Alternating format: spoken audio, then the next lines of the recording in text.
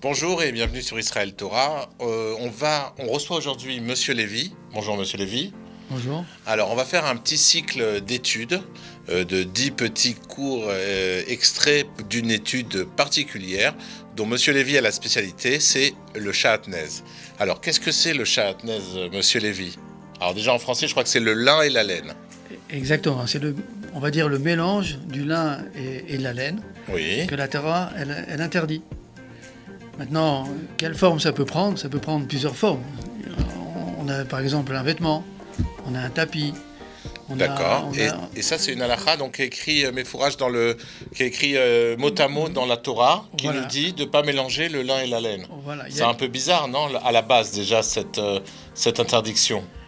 bizarre, oui, mais comme c'est un chok et que les chokim, ils font partie intégralement de la vie du juif, c'est des choses dont, en général, on n'a pas l'habitude de parler, Oui. mais qui sont des choses dont la halakha est très simple. On te dit le lin et la laine, c'est interdit. Si tu demandes pourquoi, la réponse, elle est très simple. C'est comme ça. Alors, est-ce qu'il y a d'autres lois comme ça dans la Torah qui nous sont dit, voilà, peut-être tu comprendras plus tard ou tu comprendras un jour, Oui. ou peut-être tu comprendras pas, mais il faut l'appliquer. Très bien. Il y a par exemple le fait de prier, le fait de ne pas mélanger la viande et le lait, Mhm. le fait, par exemple, de mettre les tefilines. Quand on met les tefilines, qu'est-ce qu'on fait? Oui, mais sur les tefilines, il y a plein d'explications. Il y a Rashi, il y a tout le monde qui essaye d'expliquer le sens des tefilines, le fait d'essayer de s'élever dans la Kedusha avec quelque chose de matériel pour faire comprendre à l'homme que c'est la matérialité qui doit le raccrocher à cette terre et qui doit être dans la Kedusha, mais toujours en contact avec ce monde. On peut trouver plein d'explications. Est-ce que là, dans le lin et la laine, il y a des méfarchim qui nous expliquent quand même, qui nous donnent un peu de... Bien sûr, bien sûr. Quand vous dites à un juif que tu comprendras peut-être là-haut, qu'est-ce qu'il fait de juif? Il va chercher. On est d'accord. C'est ce que j'ai fait. Ok. Qu'est-ce que j'ai trouvé? Ah, le suspense. Ta ta ta ta. Qu'est-ce qu'on a trouvé? On a trouvé beaucoup, beaucoup de choses, évidemment. Une mitzvah, c'est quelque chose qui est sans fin. Personnellement, ça fait 15 ans que je suis dans le sujet du Shahatnez. Et aujourd'hui, je dirais, je suis au début. Parce que c'est un sujet sans fin, sans fin, sans fin. Essayer de comprendre déjà les halachot, les lois du Shahatnez, comprendre après les secrets qu'il y a là-bas, comprendre un petit peu pourquoi Boré Olam, il veut pas qu'on fasse ça.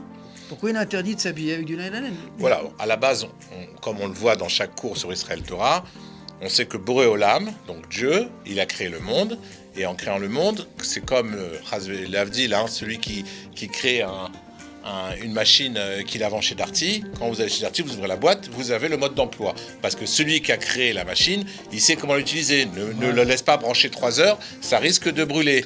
Donc, sûrement, Boré Olam qui nous a donné dans ses lois, tu ne mettras pas de lin et de laine ensemble, c'est qu'il sait...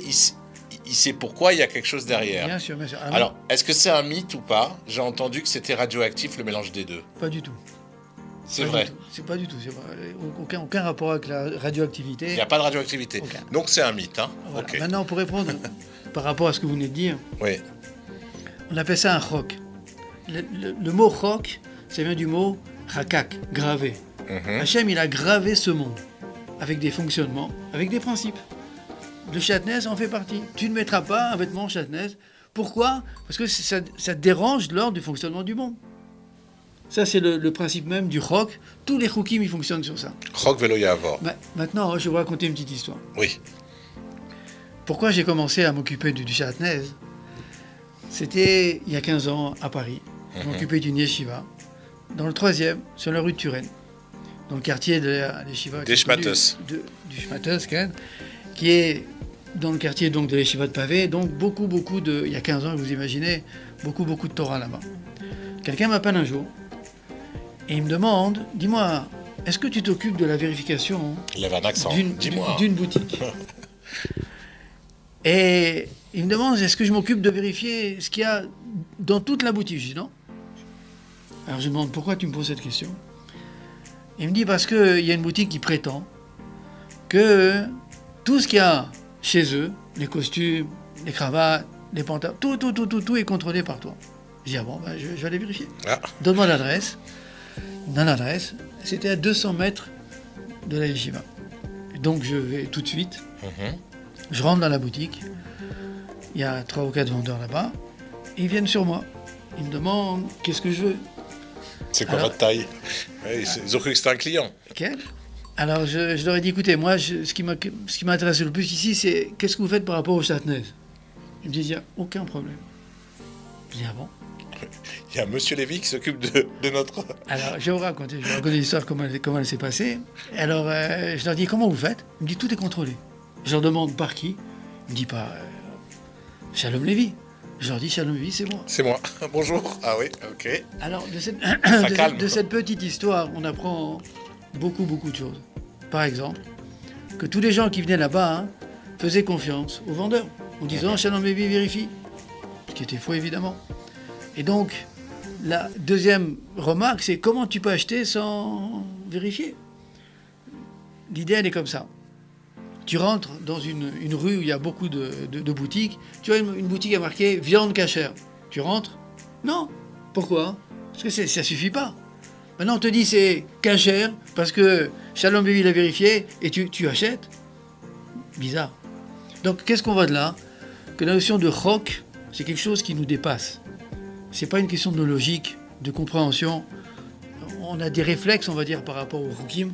Maintenant, si on ne connaît pas plus que ça les lois, eh ben, on peut être un acheteur sans savoir ce qu'on achète. Ok, super. Alors, on va passer dans nos prochaines émissions à la partie un peu pratique, d'accord, rentrer plus dans le détail du shmatos, des habits. Alors, on se retrouve, Shalom Lévy, parce que maintenant je connais votre prénom, Shalom Lévy. On se retrouve la prochaine fois. Merci beaucoup. À bientôt. Vous souhaitez être formé à la vérification ou obtenir la liste des vérificateurs professionnels du Chatnez? Contactez le Rav Shalom Lévy en Israël au 05 48 46 13 59, en France au 01 77 38 00 62 ou par mail à l'adresse suivante chatnez.derer@gmail.com.